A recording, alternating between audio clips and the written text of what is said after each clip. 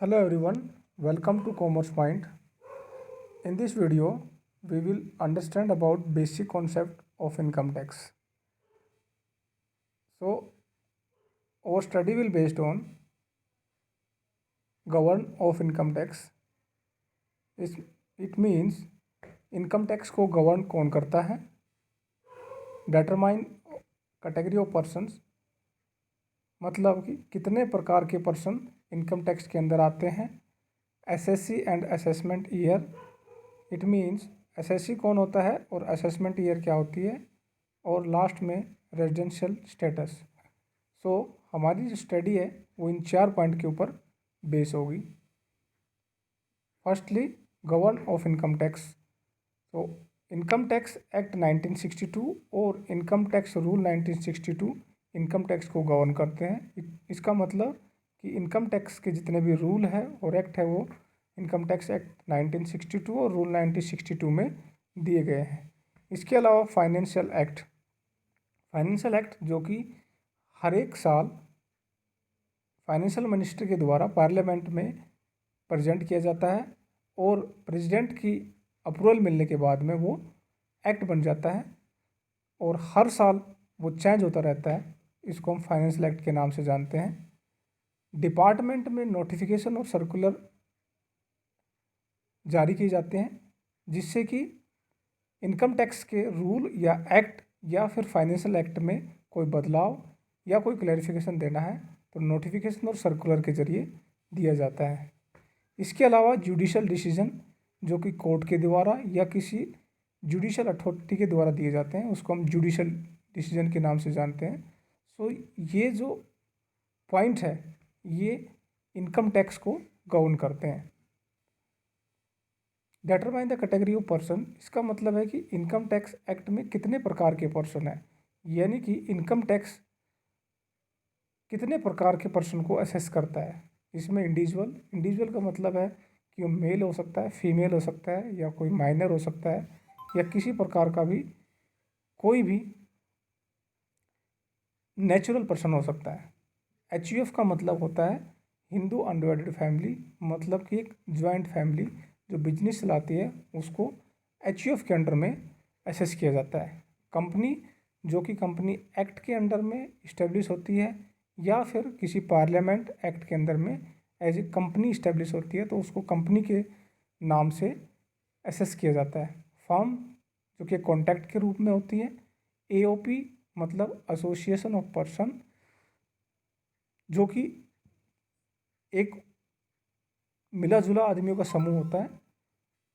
Body of individual का मतलब है कि इंडिविजुअल की कुछ बॉडी होती है जो नेचुरल पर्सन की होती है। लोकल अथॉरिटी को हम कह सकते हैं कि जैसे कि म्यूनसिपल अथॉरिटी और लोकल अथॉरिटी के नाम से जानी जाती है। आर्टिफिशियल जुडिशल का मतलब है कि जो इनमें individual HUF company firm AOP BOI या फिर लोकल अथॉरिटी में कवर नहीं होता वो आर्टिफिशियल जुडिशल में कवर होता है। तो ये 8 प्रकार के पर्सन हैं जो कि इनकम टैक्स के दायरे के अंदर आते हैं और जो इनकम टैक्स इनको असेस करता है। SSC and assessment year. Assessee in layman language taxpayer is SSC he may be person और कैटेगरी मेंशन अर्लियर। इसका मतलब आप नॉर्मल भाषा में समझ सकते हो कि जो टैक्स पे करता है वही एसएससी होता है और उसमें कौन कौन हो सकता है। जैसे मैंने आपको पहले बताया कंपनी हो सकती है, एचयूएफ हो सकता है, पर्सन हो सकता है, बीओआई हो सकती है, एओपी हो सकती है या कोई फर्म हो सकती है। As per section 27 of income tax assessee is a person by whom any tax or any other sum of money is payable under the income tax act, it includes every person।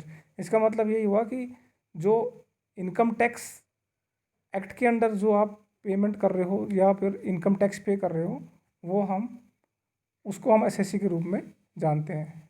इसके अलावा assessment year क्या होती है। Assessment year means period of 12 month commencing on 1 April every year. इसका मतलब ये है कि असेसमेंट ईयर जिस साल में एसएससी को असेस किया जाता है उसको असेसमेंट ईयर बोलते हैं।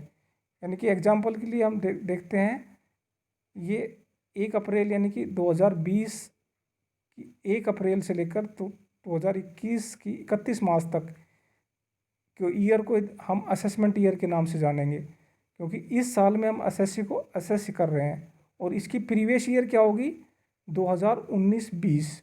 तो जिस साल में हमने इनकम कमाया वो प्रीवियस ईयर होगी, और जिस साल में इनकम असेस हुई वो असेसमेंट ईयर होगी।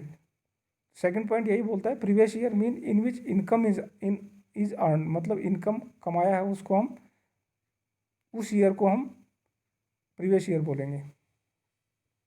रेजिडेंशियल स्टेटस, एसएससी को असेस करने से पहले उसका रेजिडेंशियल स्टेटस जानना ज़रूरी है। इनकम टैक्स के अंदर यदि रेजिडेंट है और नॉन रेजिडेंट है उसका असेसमेंट अलग अलग प्रकार से होता है। तो रेजिडेंशियल स्टेटस में या तो एसएससी रेजिडेंशियल हो सकता है या नॉन रेजिडेंशियल हो सकता है। तो रेजिडेंशियल स्टेटस में रेजिडेंशियल कौन होगा, वो होगा या तो वो प्रीवियस ईयर में, मतलब कि यदि हम 20-21 की बात करें तो 19-20 में वो 182 डेज इंडिया में रहा होना चाहिए, या फिर दूसरा हम बोल सकते हैं पिछले साल वो 60 दिन रहा हो और उसके 4 साल पीछे तक वो 365 डेज रहा हो। तो इन दोनों में से एक कंडीशन कंप्लीट हो जाएगी तो वो रेजिडेंशियल माना जाएगा। ये 265 नहीं है, 365 है। तो पिछले 4 साल में 365 दिन और पिछले साल में 60 दिन रहा हो, या फिर वो पिछले साल में 182 डेज रहा हो। दोनों में से एक कंडीशन कंप्लीट करता है तो वो रेजिडेंशियल माना जाएगा, अदरवाइज फिर वो नॉन रेजिडेंट माना जाएगा। इसके अलावा आरओआर या फिर वो एनओआर होता है, मतलब रेजिडेंट होता है और ऑर्डिनरी रेजिडेंट होता है, या फिर रेजिडेंट होता है बट नॉन ऑर्डिनरी रेजिडेंट होता है। तो आरओआर कौन होता है, आरओआर वो होता है एक तो बेसिक कंडीशन, यानी कि पहले वाली कंडीशन कंप्लीट किया हो, इसके अलावा वो पिछले 10 साल में 2 साल रेजिडेंट रहा हो, और पिछले 7 साल में वो 730 डेज इंडिया में रहा हो। इनमें से दोनों कंडीशन कंप्लीट होगी तो आरओआर है, अदरवाइज वो एनओआर है। सो एक छोटी सी सीरीज़ थी जिसमें हमने देखा कि रेजिडेंशियल करेक्शन, इनकम टैक्स के गवर्न कौन कौन है, income tax act, rule, notification और सर्कुलर, और इसके अलावा जुडिशियल डिसीजन, पर्सन कितने प्रकार के होते हैं, असेसमेंट ईयर क्या होती है, एसएससी क्या होते हैं, और लास्ट में रेजिडेंशियल स्टेटस क्या होता है। आई होप आपको ये वीडियो पसंद आया होगा। Thank you.